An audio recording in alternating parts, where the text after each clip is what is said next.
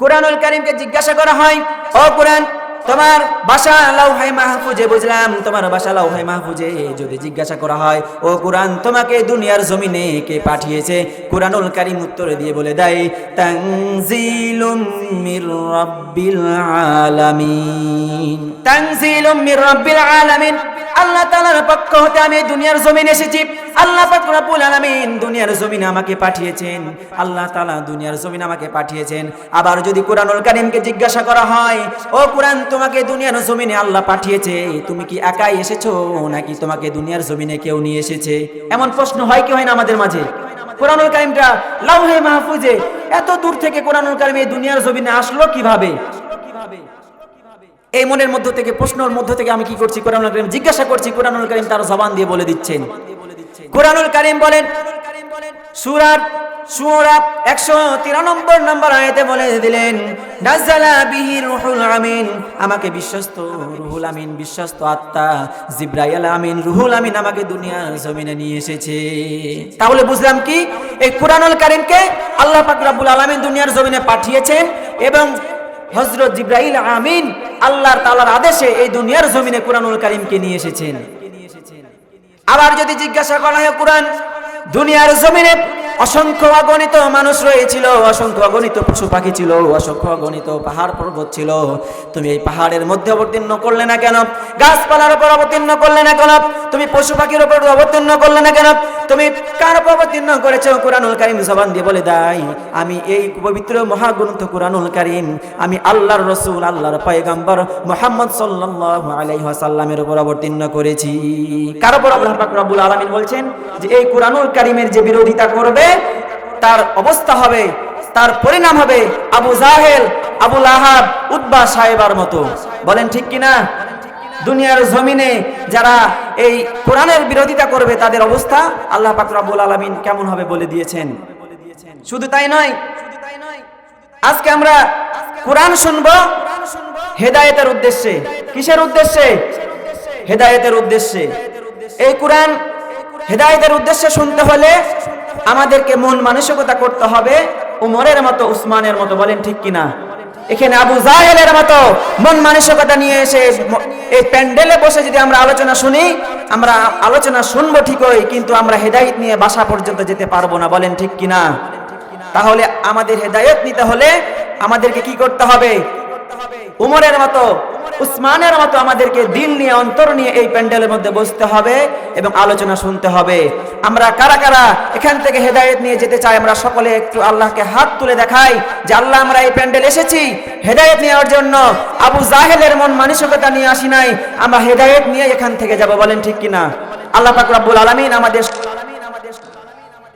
আমি আপনাদের সামনে যে আলোচ্য আয়াত, আনজালনা ইলাইকুম কিতাবান ফীহি যিকরুকুম, আল্লাহ পাক রব্বুল আলামিন বলছেন, নিশ্চয় আমি তোমাদের প্রতি এমন এক কিতাব নাজিল করেছি। কেমন কিতাব? এই যে পবিত্র কুরআনুল কারীম আল্লাহ পাক রব্বুল আলামিন আমাদের কি করেছেন? আমাদের নিকট নাজিল করেছেন এবং পাঠিয়েছেন। তো এই কুরআনুল কারীম অনুযায়ী আমাদেরকে জীবন গড়তে হবে কি হবে না? এই কুরআনুল কারীম অনুযায়ী যে জীবন গড়বে, আল্লাহ পাক রব্বুল আলামিন বলছেন যে তার জীবন জান্নাতময় হয়ে যাবে। আর যে কুরআনুল কারীম অনুযায়ী জীবন গড়বে না, তার জীবন ধ্বংস হয়ে যাবে। আমরা ধ্বংস চাই নাকি আমরা আমাদের জীবনকে কি করতে চাই? সোনার মতো পবিত্র করতে চাই? বলেন, ধ্বংস করতে চাই নাকি পবিত্র করতে চাই? পবিত্র করতে চাই। আল্লাহ পাক রব্বুল আলামিন যে বলছেন যে তোমরা তোমাদের জমিনে বিচরণ করার সময় তোমরা তোমাদের দেশের পার্লামেন্টে এই কোরআনের আইন বাস্তবায়ন করো। কি করতে হবে? কোরআনের আইন বাস্তবায়ন করতে হবে। তোমার জীবন গঠন করে দিবেন। বলেন সুবহানাল্লাহ। তো আমরা যদি এই দুনিয়ার জমিনে কারো সাথে সম্পর্ক করতে চাই, দুনিয়ার জমিনে কারো সাথে যদি বন্ধুত্ব করতে চাই, তাহলে আমরা সর্বপ্রথম কি করি? সেই ব্যক্তির বিষয় আমরা খোঁজ খবর নেই কি নেই না? নেই না? যে সে ব্যক্তিটি কেমন, সে ছেলের সাথে আমার মেয়ের বিয়ে দিলে কি হবে, ভবিষ্যতে কি সে সংসার নষ্ট হয়ে যাবে, ঝামেলা হবে। যদি আমরা কোনো কারোর সাথে বন্ধুত্ব করতে চাই, আমরা সর্বপ্রথম চিন্তা করি তার সাথে আমার বন্ধুত্ব করার কারণে আমার কি ক্ষতিগ্রস্তর মধ্যে অগ্রসর হব নাকি আমরা ভালো কাজের মধ্যে অগ্রসর হব? আমরা এমন চিন্তা ভাবনা করি কি করি না? বলেন তো, করি। তা আল্লাহ পাক রব্বুল আলামিন বলছেন যে তোমরা কোরআনময় জীবন গড়ো, কোরআনময় জীবন গঠন করো, তাহলে তোমরা কি হবে? জান্নাতের অধিবাসী হয়ে যাবে। এই কোরআনময় জীবন যদি করতে চাই, আমাদের বাংলাদেশের পার্লামেন্টে যদি কোরআনের আইন বাস্তবায়ন করতে চাই, বাংলার জমিনে যদি আমরা আমাদের পারিবারিক ক্ষেত্রে যদি এই কোরআনের আইন বাস্তবায়ন করতে চাই, আমাদের নিজের জীবনের ক্ষেত্রেও যদি এই কোরআনের আইন বাস্তবায়ন করতে যাই, তাহলে এই কোরআন সম্পর্কে আমাদের জানার প্রয়োজন আছে না নাই? কম না বেশি? খুব বেশি পরিমাণে জানতে হবে। যেমন আমরা বন্ধুত্ব করতে গেলে বন্ধুত্বের বিষয় জানি, ঠিক তেমনি ভাবে যে কোরআন অনুযায়ী আমরা আইন বাস্তবায়ন করব, এই কোরআন অনুযায়ী আমরা সংবিধান পরিচালনা করব, আমাদের জীবন পরিচালনা করব, এর বিষয়ে আমাদের জানতে হবে। আমরা এটার নাম জানি কি? এটার নাম কি বলেন তো? আল কুরআনুল কারীম, কুরআন মাজিদ, আমরা কুরআন শরীফ বলে থাকি। এই কোরআন সম্পর্কে জানতে হলে এই কোরআন কথা বলতে জানেন? আমরা যেমন কথা বলতে জানি, কথা বলি, কথা একজন যদি কাউকে জিজ্ঞাসা করি কথা বলি এবং কথার উত্তর দেই কি দেই না, ঠিক তেমনি ভাবে এই কুরআনুল কারীমকে যদি জিজ্ঞাসা করা হয়, কোরআনের সাথে যদি কথা বলা হয়, কুরআনুল কারীম উত্তর দিবে। বলেন না সুবহানাল্লাহ? তাহলে এই কোরআন সম্পর্কে আমাদের জানার প্রয়োজন আছে। আল্লাহ পাক রব্বুল আলামিন বলেন, এই কুরআনুল কারীম কালামুল্লাহ, এই কুরআনুল কারীম কথা বলতে জানে। ও বান্দা, তোমরা জীবনে তোমাদের জীবনকে পরিচালনা করার জন্য, তোমাদের পারিবারিক ক্ষেত্রে, তোমাদের নিজের জীবনের পরিচালনা করার ক্ষেত্রে তোমরা এই কোরআনকে বাস্তবায়ন করো, কোরআনের আইন বাস্তবায়ন করো তোমাদের পরিচালনা করার ক্ষেত্রে। ও বান্দারা, তোমরা জানো এই কুরআন কালামুল্লাহ, কথা বলতে জানে। যদি এই কোরআন কলমে জিজ্ঞাসা করা হয়, ও কুরআন, তোমার নাম তো কুরআন, আমি ছোট্ট থেকে শুনে এসেছি তোমার নাম কুরআন। ও কুরআন, তোমার নাম কি সত্যি কুরআন নাকি অন্য কোনো নাম রয়েছে? কুরআনুল কারীম বলেন, সূরাতুল বুরুজের 21 নম্বর আয়াতে কালিমা নাযিল করে জানিয়ে দিলেন আল্লাহ পাক রব্বুল আলামিন, বাল হুয়া কুরআনুম মাজিদ, আমার নাম হচ্ছে কুরআন মাজিদ। এটার নাম কি? কুরআনুল কারীমকে জিজ্ঞাসা করলাম, কুরআন তোমার নাম কি? কুরআনুল কারীম উত্তর দিয়ে দিল, আমার নাম কুরআন মাজিদ। আল্লাহ পাক রব্বুল আলামিন সূরাতুল ওয়াকিয়ার ৭৭ নম্বর আয়াতে কালেমা নাযিল করে জানিয়ে দিলেন, শুধু এটা কুরআনুল কারীম নয়, ইন্নাহু লাকুরআনুন কারীম। তাহলে এটা কুরআন নয়, এটা কি? এটা হচ্ছে সম্মানিত কুরআন, এটা হচ্ছে অধিক পরিমাণে সম্মানিত কুরআন। আমার ভাইয়েরা, এখন যদি কুরআনুল কারীমকে জিজ্ঞাসা করি, ও কুরআন, তোমার নাম একটা খুঁজে পেলাম, তোমার নাম কুরআন, আমরা এতদিন শুনে এসেছি তোমার নাম কুরআন, তোমাকে জিজ্ঞাসা করলাম, তুমিও তোমার ভাষায় উত্তর দিয়ে দিলে তোমার নাম কুরআনুল কারীম, তোমার নাম কুরআন মাজিদ। ও কুরআন, তোমার কি এই কুরআন ব্যতীত আর কোনো নাম আছে কি নাই? এমন প্রশ্ন হয় কি হয় না? আমরা আমাদের অনেকগুলো নাম আছে না নাই? একজন মানুষের দেখা যায় একাধিক পরিমাণে নাম থাকে। তো কুরআনুল কারীমকে জিজ্ঞাসা করলাম, কুরআন, তোমার নাম তো সবাই জানে কুরআন, তাহলে তোমার নাম কুরআন ব্যতীত আর কোনো নাম আছে কি নাই? কুরআনুল কারীম আরো অনেক নাম রয়েছে। আল্লাহ তাআলা বলেন, কুরআনুল কারীমের নামসমূহ দুই শ্রেণীতে বিন্যস্ত, দুই ভাগে বিভক্ত করা হয়েছে। কুরআনুল কারীমের নাম হচ্ছে, এক নাম্বার বিন্যস্ত হচ্ছে প্রকৃত নাম, আর দুই নাম্বার হচ্ছে সিফাতি নাম। এক নাম্বার হচ্ছে প্রকৃত নাম, এই কুরআনের নাম আল কুরআন। আল্লাহ পাক রব্বুল আলামিন সূরাতুল ওয়াকিয়ার ৭৭ নম্বর আয়াতে কালিমা নাযিল করে জানিয়ে দিলেন, ইন্নাহু লাকুরআনুন কারীম, এটার নাম হচ্ছে কুরআন। দুই নাম্বার নাম আল কিতাব। আল্লাহ পাক রব্বুল আলামিন সূরাতুল আম্বিয়ার 10 নম্বর আয়াতে কালিমা নাযিল করে জানিয়ে দিলেন, লাকাদ আনজালনা ইলাইকুম কিতাবান ফীহি যিকরুকুম আফালা তা'কিলুন, আমি তোমাদের প্রতি কিতাব নাযিল করেছি, তাহলে কুরআন নাম ব্যতীত আরেকটি নাম খুঁজে পেলাম, এটার নাম হচ্ছে আল কিতাব। এটার নাম কি? আল কিতাব। আমরা শুধু জানি যে এটার নামই কুরআন, কিন্তু এর কুরআন নাম ব্যতীত আরো অনেক নাম রয়েছে।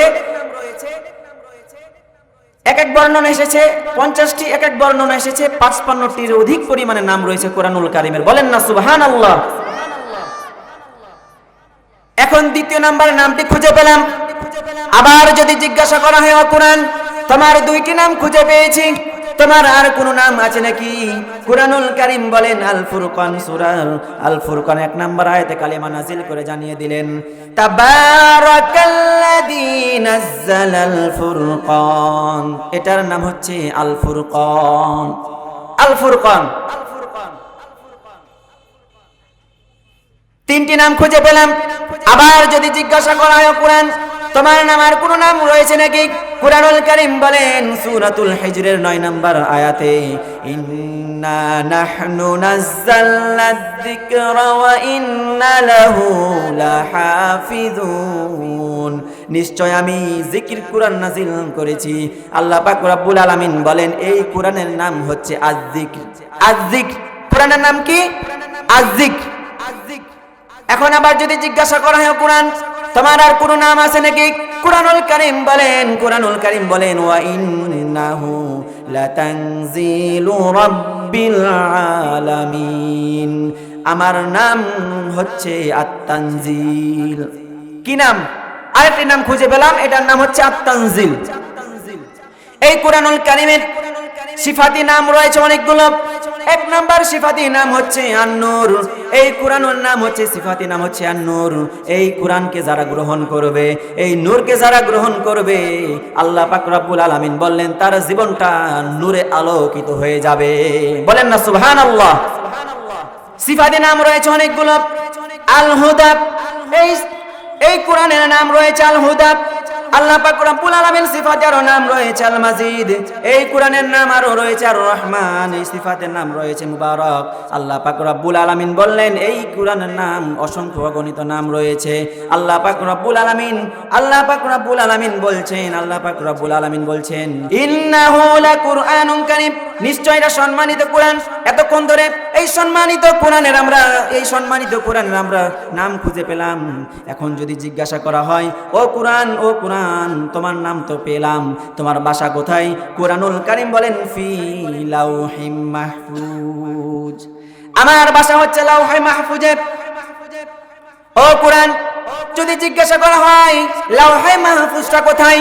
ও কুরআন, লাউহে মাহফুজ, তোমার বাসা লাউহে মাহফুজ বুঝলাম, লাউহে মাহফুজটা কোথায়? বর্তমান যুগের একজন শিক্ষক তার ছাত্রকে জিজ্ঞাসা করলো, ও ছাত্র বলো আসমান কাছে নাকি হিমালয় পর্বত কাছে? ছাত্র উত্তরে বলল, উস্তাদজি আসমান অনেক কাছে। জিজ্ঞাসা করলেন আসমান অনেক কাছে কেমনে বললাম? ছাত্র বলল, হিমালয় আমি এখান থেকে দেখতে পাই না, কিন্তু আসমান দেখতে পাই। আচ্ছা, আমরা এখান থেকে আসমান দেখতে পাই কি পাই না বলেন তো? আসমান দেখতে পাই, কিন্তু আসমানের দূরত্ব প্রায় 500 বছরের। কত বছর? 500 বছর। বলেন না সুবহানাল্লাহ। এখন যদি জিজ্ঞাসা করি কোরআন, তোমার বাসা হচ্ছে লাউহে মাহফুজে, লাউহে মাহফুজে তোমার বাসা কত দূরে? লাউহে মাহফুজটা কোথায় অবস্থিত? আল্লাহর নবী, বিশ্ব নবী, সাইয়্যিদুল মুরসালিন, খাতামুন নবীন বলছেন, আমি যখন মক্কা থেকে যখন বাইতুল মাকদাসে গেলাম, বাইতুল মাকদিসে যাওয়ার পরে আমি ওখান থেকে যখন আল্লাহ তাআলার আদেশে যখন আমি আসমান ভ্রমণ করলাম, আমি প্রথম আসমানে গেলাম। প্রথম আসমানে যাবার পরে 2টি দরজা দেখতে পেলাম। কয়টি দরজা? 2টি দরজা দেখতে পেলাম। এই 2টি দরজা আমি সেখানে আমার জিবরাইল আমিন আমাকে নিয়ে গেল, এবং সেখানে যাবার পরে জিবরাইল আমিন ওই পারে থেকে ফেরেশতাকে বলছেন দরজাটা খুলে দাও। সেই ফেরেশতা বলছেন আমার কাছে তো চাবি নাই। হযরত জিবরাইল আমিন বললেন তাহলে আমরা খুলবো কিভাবে? ফেরেশতা বললেন ও জিবরাইল আমিন তোমার সাথে কে? জিবরাইল আমিন বললেন হুয়া মুহাম্মদ, এটা হচ্ছে আল্লাহর রাসূল, আল্লাহর পয়গম্বর, আল্লাহর দোস্ত মুহাম্মদ সাল্লাল্লাহু আলাইহি ওয়াসাল্লাম। আমাদের ভিতরে প্রবেশ করার অনুমতি রয়েছে নাকি? ফেরেশতা বললেন হ্যাঁ, তোমরা বিসমিল্লাহ বলে ফেরেশতা কি করো? প্রথম আসমানে প্রবেশ করো। আল্লাহর রাসূল এবং জিবরাইল আমিন প্রথম আসমানে প্রবেশ করলেন। প্রথম আসমানে প্রবেশ করার পরে আল্লাহর রাসূল বলছেন আমি যখন প্রথম আসমানে প্রবেশ করলাম, প্রবেশ করার পরে যখন দ্বিতীয় আসমান দেখতে পেলাম, এই দ্বিতীয় আসমানের দূরত্ব আবার হচ্ছে 500 বছর। কত বছর? 500 বছর এইভাবে করতে করতে প্রথম আসমান থেকে দ্বিতীয় আসমান, দ্বিতীয় আসমান থেকে তৃতীয় আসমান, তৃতীয় আসমান থেকে চতুর্থ আসমানে গিয়ে দেখতে পেলাম সেখানে একটি সূর্য রয়েছে, যে সূর্য আমাদের জমিনে কি কয় আলো দেয়। আমরা যে জমিনে সূর্যের আলো পাই, এই সূর্যটা হচ্ছে চতুর্থ আসমানে অবস্থিত। বলেন না সুবহানাল্লাহ। এত দূরত্ব, 500 বছরের দূরত্ব। এই দূরত্ব থেকেও সূর্য যখন বেশি পরিমাণে তাপ দেয় আমরা বাইরে থাকতে পারি না। সূর্য যদি প্রথম আসমানে দেওয়া হতো তাহলে আমাদের অবস্থা কি হতো বলেন তো। আল্লাহর রাসূল বর্ণনা করছেন, আমি এইভাবে করতে করতে গেলাম, যাবার পরে সপ্তম আকাশে গিয়ে দেখতে পেলাম লাউহে মাহফুজ। এই লাউহে মাহফুজটা হচ্ছে সপ্তম আকাশে অবস্থিত। আবার যদি কুরআনুল কারীমকে জিজ্ঞাসা করা হয়, ও কুরআন তোমার বাসা লাউহে মাহফুজে, বুঝলাম তোমার বাসা লাউহে মাহফুজে। যদি জিজ্ঞাসা করা হয়, ও কুরআন তোমাকে দুনিয়ার জমিনে কে পাঠিয়েছে, কুরআনুল কারীম উত্তর দিয়ে বলে দেয় তানজিলুম মির রাব্বিল আলামিন। তানজিলুম মির রাব্বিল আলামিন, আল্লাহ তাআলার পক্ষ হতে আমি দুনিয়ার জমিনে এসেছি। আল্লাহ পাক রব্বুল আলামিন দুনিয়ার জমিনে আমাকে পাঠিয়েছেন। আল্লাহ তাআলা দুনিয়ার জমিনে আমাকে পাঠিয়েছেন। আবার যদি কুরআনুল কারীমকে জিজ্ঞাসা করা হয়, ও কুরআন তোমাকে দুনিয়ার জমিনে আল্লাহ পাঠিয়েছে, তুমি কি একাই এসেছো নাকি তোমাকে দুনিয়ার জমিনে কেউ নিয়ে এসেছে? এমন প্রশ্ন হয় কি হয় না আমাদের মাঝে? কুরআনুল কারীমটা লাউহে মাহফুজে, এত দূর থেকে কুরআনুল কারীম এই দুনিয়ার জমিনে আসলো কিভাবে? এই মনের মধ্য থেকে, প্রশ্নের মধ্য থেকে আমি কি করছি, কুরআনুল কারীম জিজ্ঞাসা করছি, কুরআনুল কারীম তার জবান দিয়ে বলে দিচ্ছেন। কুরআনুল কারীম বলেন সূরা 193 নম্বর আয়াতে বলে দিলেন নাযালা বিহি রূহুল আমিন, আমাকে বিশ্বস্ত রুহুল আমিন, বিশ্বস্ত আত্মা জিবরাইল আমিন, রুহুল আমিন আমাকে দুনিয়ার জমিনে নিয়ে এসেছে। তাহলে বুঝলাম কি, এই কুরআনুল কারীমকে আল্লাহ পাক রব্বুল আলামিন দুনিয়ার জমিনে পাঠিয়েছেন এবং হযরত জিবরাইল আমিন আল্লাহর তাআলার আদেশে এই দুনিয়ার জমিনে কুরআনুল কারীমকে নিয়ে এসেছেন। আবার যদি জিজ্ঞাসা করা হয়, কুরআন দুনিয়ার জমিনে অসংখ্য অগণিত মানুষ রয়েছিল, অসংখ্য অগণিত পশু পাখি ছিল, অসংখ্য অগণিত পাহাড় পর্বত ছিল, তুমি এই পাহাড়ের মধ্যে অবতীর্ণ করলে না কেন? গাছপালার উপর অবতীর্ণ করলে না কেন? তুমি পশু পাখির উপর অবতীর্ণ করলে না কেন? তুমি কার উপর অবতীর্ণ করেছো? কুরআনুল কারীম জবান দিয়ে বলে দেয়, আমি এই পবিত্র মহাগ্রন্থ কুরআনুল কারীম আমি আল্লাহর রাসূল, আল্লাহর পয়গম্বর মুহাম্মদ সাল্লাল্লাহু আলাইহি ওয়াসাল্লামের উপর অবতীর্ণ করেছি। কার উপর অবতীর্ণ করেছেন? আল্লাহর রাসূল, আল্লাহর পয়গম্বর, আল্লাহর দোস্ত প্রিয় হাবিব মুহাম্মদ সাল্লাল্লাহু আলাইহি ওয়াসাল্লামের উপর অবতীর্ণ করেছেন। এই কুরআনুল কারীমের এত ভার, এত ওজন, এই কুরআনুল কারীমকে যদি কোনো পাহাড়ের উপর অবতীর্ণ করা হতো, সেই পাহাড় ধুলায় কোনায় পরিণত হয়ে যেত। যেমন যে ধুলাগুলো আমাদের চক্ষুর সামনে দিয়ে উড়ে কিন্তু আমরা দেখতে পাই না, এই পরিমাণে ধুলায় পরিণত হয়ে যেত। কিন্তু আল্লাহ পাক রব্বুল আলামিন দয়ার বাণী, মেহেরবানি করে এই মানব জাতির উপর কি করেছেন? কুরআনুল কারীম অবতীর্ণ করেছেন। এই জন্য আমরা শুকরিয়া আদায় করি, আমরা সকলে পড়ি আলহামদুলিল্লাহ। আল্লাহ পাক রব্বুল আলামিন বলছেন, যদি এই কুরআনুল কারীম তোমাদের জীবনে বাস্তবায়ন করতে পারো, তোমাদের বাংলার জমিনে, তোমাদের পৃথিবীতে তোমরা যখন বিচার ফয়সালা করো, প্রত্যেকটা ক্ষেত্রে যদি তোমাদের পার্লামেন্টে যদি এই কুরআনুল কারীম বাস্তবায়ন করতে পারো, তোমাদের জীবন যদি কোরআনময় করতে পারো, আল্লাহ পাক রব্বুল আলামিন তোমাকে জান্নাতবাসী করে দিবেন। যদি জিজ্ঞাসা করা হয়, কুরআন তুমি দুনিয়ার জমিনে এসেছো, আল্লাহ তোমাকে দুনিয়ার জমিনে পাঠিয়েছেন, জিবরাইল আমিন তোমাকে নিয়ে এসেছে, তুমি দুনিয়ার জমিনে কোন ভাষায় অবতীর্ণ হয়েছো? কুরআনুল কারীম বলেন বিলিসানি আরাবিয়্যুম মুবিন, আমি পবিত্র কুরআনুল কারীম আরবি ভাষায় দুনিয়ার জমিনে এসেছি। কি ভাষায় এসেছেন? আরবি ভাষায় এসেছেন। আল্লাহ পাক রব্বুল আলামিন বলেন ইন্না আনজালনাহু কুরআনান আরাবিয়্যান লাআল্লাকুম তা'কিলুন, নিশ্চয় আমি কুরআনুল কারীমকে আরবি ভাষায় নাজিল করেছি। এই জন্য নাজিল করেছি, যদি কুরআনুল কারীমকে অন্য ভাষায় নাজিল করা হতো তাহলে এই কুরআনুল কারীমের তোমরা অর্থ বুঝতে পারতে না।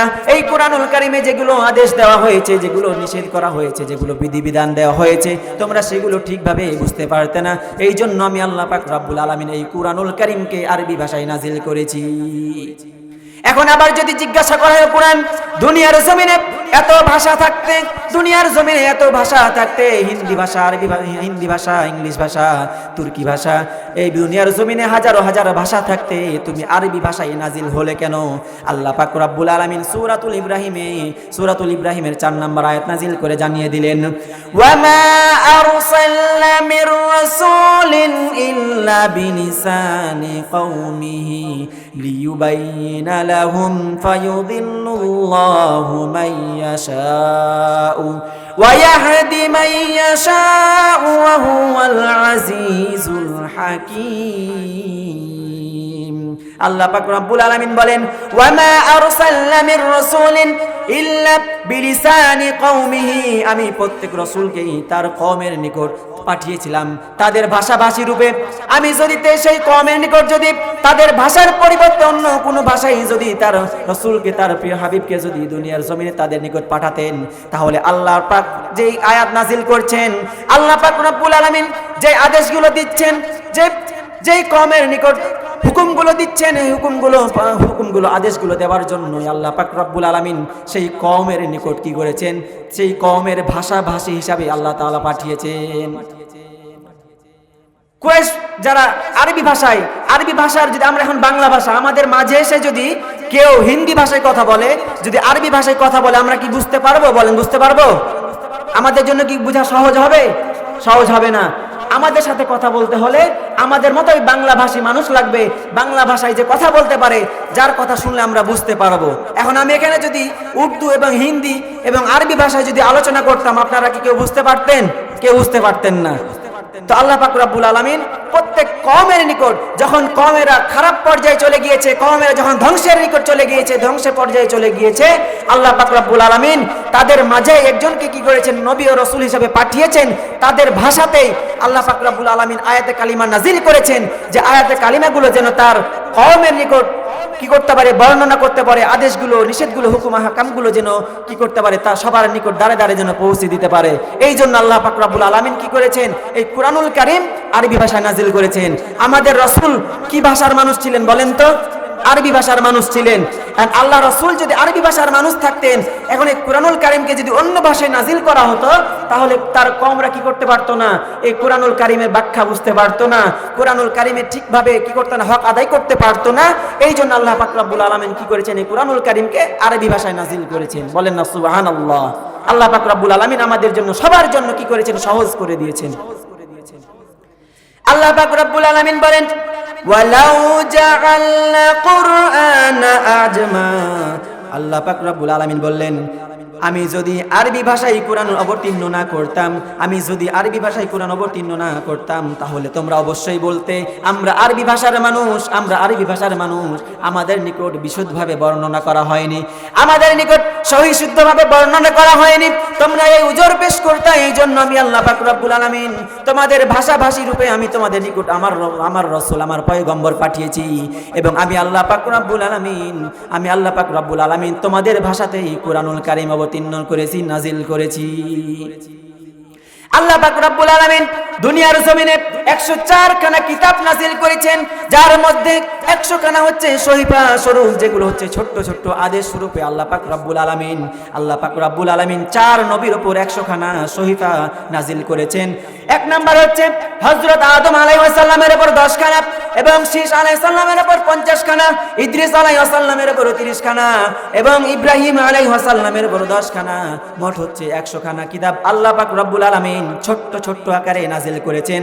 আর বাকি রয়েছে 4টি কিতাব। এই 4টি কিতাব আল্লাহ পাক রব্বুল আলামিন, 1 নাম্বার হচ্ছে তাওরাত, 2 নাম্বার হচ্ছে জাবুর, 3 নাম্বার হচ্ছে ইনজিল, আর 4 নাম্বার হচ্ছে পবিত্র মহাগ্রন্থ কুরআনুল কারীম। 4টি কিতাব আকারে, বিস্তারিত আকারে আল্লাহ পাক রব্বুল আলামিন কি করেছেন? নাজিল করেছেন। 1 নাম্বার হচ্ছে তাওরাত, মুসা আলাইহিস সালামের উপর নাজিল করেছেন আসমানি কিতাব হিসাবে। মুসা আলাইহিস সালামের উপর তাওরাত কিতাব প্রদান করেছেন, এবং জাবুর দাউদ আলাইহিস সালামের উপর নাজিল করেছেন, ইনজিল ঈসা আলাইহিস সালামের উপর নাজিল করেছেন। এবং 4 নাম্বার কিতাব হচ্ছে মহাগ্রন্থ কুরআনুল কারীম, আল্লাহ পাক রব্বুল আলামিন মহানবী সাল্লাল্লাহু আলাইহি ওয়াসাল্লামের উপর অবতীর্ণ করেছেন। আল্লাহ পাক রব্বুল আলামিন আমাদেরকে এই কোরআন অনুযায়ী জীবন যাপন করতে বলেছেন, এই কোরআন অনুযায়ী আমাদেরকে সংবিধান কি করতে বলেছেন, সংবিধান অনুযায়ী আমাদেরকে বিচার ফয়সালা করতে বলেছেন। এখন আমরা আমাদের দুনিয়ার জীবনে, আমরা আমাদের ব্যক্তিগত জীবনে, আমরা আমাদের পারিবারিক জীবনে, আমরা আমাদের ব্যক্তিগত মন গড়া জীবন যাপন করি। আমরা আমাদের এই ব্যক্তিগত জীবনে, আমাদের পারিবারিক জীবনে কোরআনুল কারীমের আইন বাস্তবায়ন করি না, বলেন না ঠিক কিনা?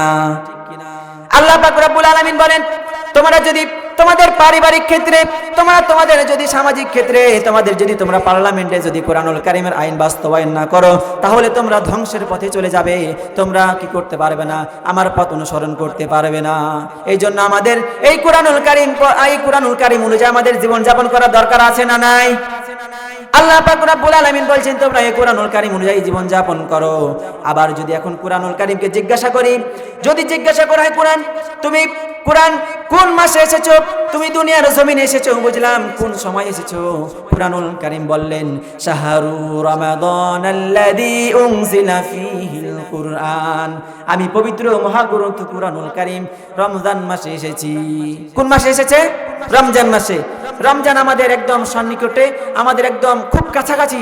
আল্লাহ পাক রব্বুল আলামিন এই রমজান মাসে কি করেছেন? এই পবিত্র মহাগ্রন্থ কোরআনুল কারীম অবতীর্ণ করেছেন। এখন যদি কোরআনুল কারীমকে জিজ্ঞাসা করা হয়, ও কোরআন, তুমি রমজান মাসে এসেছো, বুঝলাম, রমজান মাসে তো দিন রয়েছে, রাত রয়েছে, তুমি কোন সময় এসেছো? কোরআনুল কারীম বলে দেয় তার ভাষায়, ইন্না আনজালনাহু ফি লাইলাতিন মুবারাকাতিন ইন্না কুন্না মুনজিরিন, নিশ্চয় আমি কোরআনুল কারীম বরকতময় রাতে এসেছি। বরকতময় রাত্রি কোনটি? এখন যদি জিজ্ঞাসা করা হয়, ও কোরআন, তুমি বরকতময় রাত্রে এসেছো, বুঝলাম, বরকতময় রাত্রি কোনটি? কোরআনুল কারীম তার ভাষায় বলে দেন সূরাতুল কদরের 1 নম্বর আয়াতে, ইন্না আনজালনাহু ফি লাইলাতিল কদর, আমি কোরআনুল কারীম লাইলাতুল কদরের রাত্রিতে এসেছি। লাইলাতুল কদরের রাত, যে রাতটি আমাদের সামনে একদম খুব কাছাকাছি চলে আসছে। এই রাত্রে এমন একটি রাত যে আমরা 100 বছর ইবাদত করার চাইতে অধিক পরিমাণে উত্তম যদি সেই রাত্রে আমরা ইবাদত করি, আর সেই রাত্রের ইবাদত যদি কবুল হয়ে যায়, বলেন না সুবহানাল্লাহ। এই কোরআনুল কারীম সে রাত্রে এত মর্যাদা কেন? সেই রাত্রে এই কোরআনুল কারীম অবতীর্ণ হয়েছে এই জন্য। এই মাসের এত মর্যাদা কেন হয়েছে? এই জন্য এই কোরআনুল কারীমের সাথে যারা এই পর্যন্ত লেগে থেকেছে, তারা কি হয়েছে? এখন পর্যন্ত সোনার মানুষ হয়ে গিয়েছে। আর যারা এই কোরআনের বিরোধিতা করেছে, তারা ধ্বংস হয়ে গিয়েছে, বলেন না ঠিক কিনা? এই যে কোরআনুল কারীমের সাথে যে একটা গিলাফ দেখতে পাচ্ছেন, এই গিলাফটা কিন্তু দেখা যায় অনেক সময় অনেক গাড়িতে কিন্তু অনেক সময় দেখা যায় সিটে কিন্তু লাগানো হয়, এটা কিন্তু রেক্সিন। এই কোরআনুল কারীমের সাথে লেগে থাকার কারণে কি হয়েছে? দাম বেড়ে গিয়েছে। এই রেক্সিনটা যদি আমাদের পায়ের নিচে পড়ে, এই কোরআনুল কারীমের গিলাফটা যদি আমাদের পায়ের তলে পড়ে, আমরা কি করি? মুখে নেই এবং চুমু খাই এবং বুকের মধ্যে টেনে নেই, বলেন ঠিক কিনা? কিন্তু একটি কাপড়, একটি রেক্সিন যদি কোরআনের সাথে না থাকে, অন্য জায়গায় যদি অন্য কোনো ক্ষেত্রে যদি ব্যবহার হয়, সেটি আমরা কি করি? লাথি দিয়ে, উষ্টা দিয়ে আমরা কি করি? ফেলে দেয়, বলেন ঠিক কিনা? এই জন্য আল্লাহ পাক রব্বুল আলামিন বলছেন যে এই কোরআনুল কারীম যেই মাসে অবতীর্ণ হয়েছে, এই মাসটা কোরআনুল কারীমের কারণে কি হয়েছে? অধিক পরিমাণে উত্তম হয়ে গিয়েছে। শুধু তাই নয়, যে রাত্রে কোরআনুল কারীম অবতীর্ণ হয়েছে, এই রাত্রে আল্লাহ পাক রব্বুল আলামিন কি করেছেন? উত্তম করে দিয়েছেন। শুধু তাই নয়, এই কোরআনুল কারীম যেই শহরে মক্কা এবং মদিনাতে অবতীর্ণ হয়েছে, সেই মক্কা এবং মদিনার আল্লাহ পাক রব্বুল আলামিন কি করেছেন? মান এবং সম্মান বাড়িয়ে দিয়েছেন। আমরা যদি এই কোরআনুল কারীমের সাথে থাকি, আমাদের মান সম্মান বাড়বে নাকি কমবে? বাড়বে। এই জন্য আমাদের এই কোরআনুল কারীমের সাথে আমাদের থাকার প্রয়োজন আছে না নাই? আছে। আল্লাহ পাক রব্বুল আলামিন যেন আমাদের সবাইকে এই কোরআনুল কারীমের সাথে থাকার তৌফিক দান করেন। আমরা সকলে পড়ি আল্লাহুম্মা আমিন। এখন প্রশ্ন হলো, কোরআনুল কারীমকে যদি জিজ্ঞাসা করা হয়, ও কোরআন, তুমি লাইলাতুল কদরের রাতে এসেছো, বুঝলাম, তুমি কিভাবে এসেছো? কোরআনুল কারীম তার জবান দিয়ে বলে দেয়, উনজিলাল কুরআনু জুমলাতান ওয়াহিদাতান ইলাস সামাঈদ দুনিয়া লাইলাতুল কদর। কোরআনুল কারীম একসঙ্গে দুনিয়ার জমিনে আসে নাই। আল্লাহ পাক রব্বুল আলামিন এই কোরআনুল কারীমকে একসঙ্গে কি করেছেন? বাইতুল মামুর, যেইটা বাইতুল্লাহ শরীফের একদম বরাবর প্রথম আসমানে অবস্থিত, বাইতুল্লাহ শরীফ আমরা যাই সেখানে তাওয়াফ করার জন্য, জিয়ারত করার জন্য, আমরা সেখানে হজ আদায় করার জন্য যাই। ঠিক বরাবর আল্লাহ পাক রব্বুল আলামিন প্রথম আসমানে বাইতুল মামুর নামে একটি স্থান করেছেন, যে এখানে ফেরেশতারা সেখানে কি করে, ইবাদত বন্দেগী করে। আল্লাহ পাক রব্বুল আলামিন এই পবিত্র মহাগ্রন্থ কুরআনুল কারীমকে একসঙ্গে দুনিয়ার আসমানে একত্রিত নাজিল করেছেন। আমরা অনেকে অনেক সময় আলোচনায় শুনি এই কুরআনুল কারীম একসঙ্গে এসেছে, আবার এই কুরআনুল কারীম ধীরে ধীরে দুনিয়ার জমিনে কি হয়েছে, 23 বছরে আল্লাহ রসুলের জীবনীতে অবতীর্ণ হয়েছে। আমরা এক এক সময় এক এক তাফসীর শুনি, বলেন ঠিক কিনা? কিন্তু আল্লাহ পাক রব্বুল আলামিন বলছেন যে কুরআনুল কারীমকে একসঙ্গে দুনিয়ার আসমানে পাঠিয়েছেন, কিন্তু দুনিয়ার জমিনে আল্লাহ রসুলের জীবনী প্রত্যেকটা ক্ষেত্রে, চলার ক্ষেত্রে পর্যায়ক্রমে যেটা যখন প্রয়োজন হয়েছে আল্লাহ পাক রব্বুল আলামিন সেই আয়াতটা নাজিল করেছেন, এবং পর্যায়ক্রমে আল্লাহ পাক রব্বুল আলামিন এই কোরআন কি হয়েছে, নাজিল হয়েছে দুনিয়ার জমিনে। এই যে তাওরাত, জাবুর, ইনজিল এগুলো কিন্তু একসাথেই দুনিয়ার জমিনে এসেছে, এবং একসাথে কি হয়েছে, এগুলাকে মানতে হয়েছে। কিন্তু এই দুনিয়ার জমিনে এই পবিত্র মহাগ্রন্থ কুরআনুল কারীম পর্যায়ক্রমে এসেছে এবং মহানবী সাল্লাল্লাহু আলাইহি সাল্লামের উপর অবতীর্ণ হয়েছে। এখন আবার যদি জিজ্ঞাসা করি কুরআনুল কারীমকে, তুমি দুনিয়ার জমিনে, দুনিয়ার আসমানে একসাথে এসেছো বুঝলাম, তুমি দুনিয়ার জমিনে কিভাবে এসেছো? কুরআনুল কারীম বললেন, কুরআন ফারাকনাহু লিতাকরাহু আলান নাসি আলা মুকসিন ওয়া নাজরাহু। আমি দুনিয়ার জমিনে আসিছি, আমি দুনিয়ার জমিনে অল্প অল্প করে এসেছি, দুনিয়ার জমিনে আমি পর্যায়ক্রমে এসেছি। তাহলে বুঝলাম এই পবিত্র মহাগ্রন্থ কুরআনুল কারীম দুনিয়ার জমিনে পর্যায়ক্রমে এসেছে। আল্লাহ পাক রব্বুল আলামিন বললেন, এই কুরআনুল কারীমের ব্যাখ্যা একমাত্র আল্লাহ তাআলা দায়িত্ব নিয়েছেন। সুম্মা ইন্না আলাইনা বায়ানাহু, অতঃপর নিশ্চয় আমি আল্লাহ তাআলা এই কুরআনুল কারীমের ব্যাখ্যার দায়িত্ব আমি একমাত্র আল্লাহ পাক রব্বুল আলামিন নিজেই নিয়েছি। আল্লাহ পাক রব্বুল আলামিন বলেন, ভাইরা আমার, বাবাজিরা আমার, আল্লাহ পাক রব্বুল আলামিন সূরা নাহলের 1 নম্বর আয়াত নাজিল করে জানিয়ে দিলেন, এইটাই হচ্ছে কুরআন এবং কিতাব। তাসিন তিলকা আয়াতুল কুরআনি ওয়া কিতাবিম মুবিন। এতক্ষণ পর্যন্ত আমরা যা আলোচনা শুনলাম, এতক্ষণ পর্যন্ত আমরা যা আলোচনা করলাম, এতক্ষণ ধরে বুঝতে পারলাম এটাই হচ্ছে মহাগ্রন্থ কুরআনুল কারীম। এতক্ষণ পর্যন্ত আমরা যা বুঝতে পারলাম এটাই হচ্ছে মহাগ্রন্থ কুরআনুল কারীম। এখন যদি কুরআনুল কারীমকে জিজ্ঞাসা করা হয়, ও কুরআনুল কারীম, তোমাকে আল্লাহ এই দুনিয়ার জমিনে প্রত্যেকটা ক্ষেত্রে, প্রত্যেকটা সেক্টরে, প্রত্যেকটা পারিবারিক ক্ষেত্রে, সামাজিক ক্ষেত্রে এবং এই বর্তমান যুগে তোমাকে কি করতে বলা হয়েছে? অনুসরণ করতে বলা হয়েছে। ও কুরআন, তোমাকে যদি অনুসরণ করি তাহলে আমাদের মাঝে কোনো সন্দেহ আছে নাকি? ও কুরআন, তোমার মাঝে কোনো ভুল রয়েছে নাকি? তোমাকে অনুসরণ করলাম, তোমাকে অনুসরণ করার কারণে আমরা কি বিপদগ্রস্ত হয়ে চলে যাব নাকি? আমরা বিপদগ্রস্ত হয়ে যাব নাকি? কুরআনুল কারীম বললেন, সূরাতুল বাকারার 2 নম্বর আয়াতে কালিমা নাজিল করে জানিয়ে দিলেন, যালিকাল কিতাবু লা রাইবা ফীহি হুদাল লিল মুত্তাকিন। এই সেই এমন একটি কিতাব, এই কিতাবের মধ্যে ভুল থাকা তো দূরের কথা, সন্দেহ থাকা দূরের কথা, এর মধ্যে তিল পরিমাণের ভুল নেই। এই আল্লাহ পাক রব্বুল আলামিন বলছেন, এই কিতাবের মধ্যে কোনো প্রকার ভুল নেই, সন্দেহ নেই। যদি জিজ্ঞাসা করি, কুরআন তোমার মাঝে সন্দেহ নেই, তোমার মাঝে কোনো ভুল নেই, তোমার ব্যাপারে যদি কেউ সন্দেহ করে, তোমার ব্যাপারে যদি কেউ সন্দেহ পোষণ করে, তাহলে তাকে আমি কি জবাব দেব?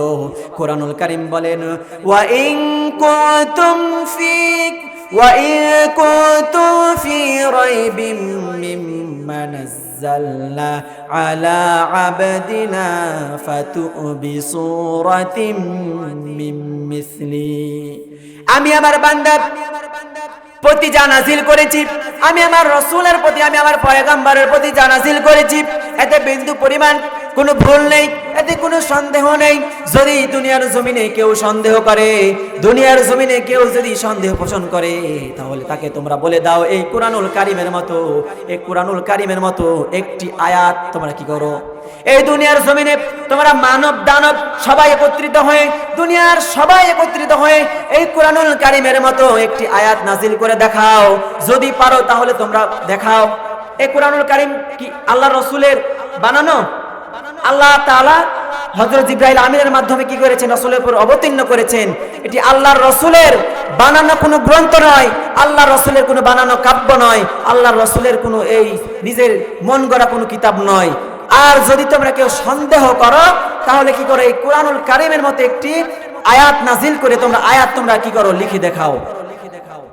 আল্লাহ পাক রব্বুল আলামিন এই কোরআনুল কারীমে আল্লাহ পাক রব্বুল আলামিন সূরাতুল আল ইসরার ৮৮ নম্বর আয়াতে কালিমা নাযিল করে জানিয়ে দিলেন, এই কোরআনুল কারীমে আল্লাহ পাক রব্বুল আলামিন কি করেছেন? চ্যালেঞ্জ দিয়েছেন, যদি তোমরা দুনিয়ার জমিনের মানব দানব এক হয়েও তোমরা কি করতে পারবে না? এই কোরআনুল কারীমের মতো আয়াত তোমরা নাযিল করতে পারবে না।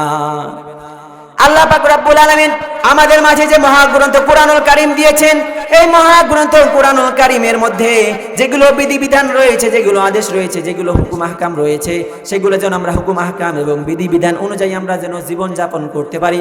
আল্লাহ পাক রব্বুল আলামিন আমাদের সবাইকে যেন কবুল করেন। আমরা সকলেই পড়ি আল্লাহুম্মা আমিন। আমরা সকলে পড়ি আল্লাহুম্মা আমিন। আল্লাহ তাআলা বলছেন যে তোমাদের প্রত্যেকটা সেক্টরে কি করো? তোমরা এই কোরআনুল কারীমকে অনুসরণ করো, এই কোরআন অনুযায়ী তোমরা তোমাদের জীবন সংবিধান তোমরা সাজাও। আমরা তখন পর্যন্ত কোরআনুল কারীমের পরিচয় নিলাম, কেননা যে আমরা কারো সাথে দুনিয়ার জমিনে বন্ধুত্ব করতে হলে, বন্ধুত্ব করতে গেলে, কারো সাথে সম্পর্ক করতে গেলে আমরা তার পূর্বে তার ভালোভাবে ডাটা ডিটেলস নেই যে তার সাথে আমাদের সম্পর্ক করলে আমাদের কোনো ক্ষতি হবে নাকি লস হবে। তো আমরা এই কোরআনময় আমরা জীবন গড়ব, এই কোরআনময় জীবন গড়ার জন্য এই কোরআনুল কারীমের আমরা কি করলাম? পরিচয় বের করলাম যে কোরআনুল কারীমকে আমরা যদি আমাদের জীবনে যদি অনুসরণ করি, আল্লাহ পাক রব্বুল আলামিন বলেছেন যালিকাল কিতাবু লা রাইবা ফি, এই কোরআনুল কারীমের মধ্যে কি নেই? কোনো প্রকার ভুল ত্রুটি নেই। তোমরা যদি এই কোরআনুল কারীম অনুসরণ করো, তোমরা নিঃসন্দেহে তোমরা সঠিক পথ, সরল পথ অনুসরণ করবে। আর যদি এই কোরআনুল কারীমের বিরোধিতা করো, এই কোরআনুল কারীমের বিপর্যয়ে যদি তোমরা কি করো? কোরআনুল কারীমের তোমরা বিপক্ষে যদি যাও, তাহলে তোমাদের অবস্থা হবে কার মতো? আবু জাহেলের মতো।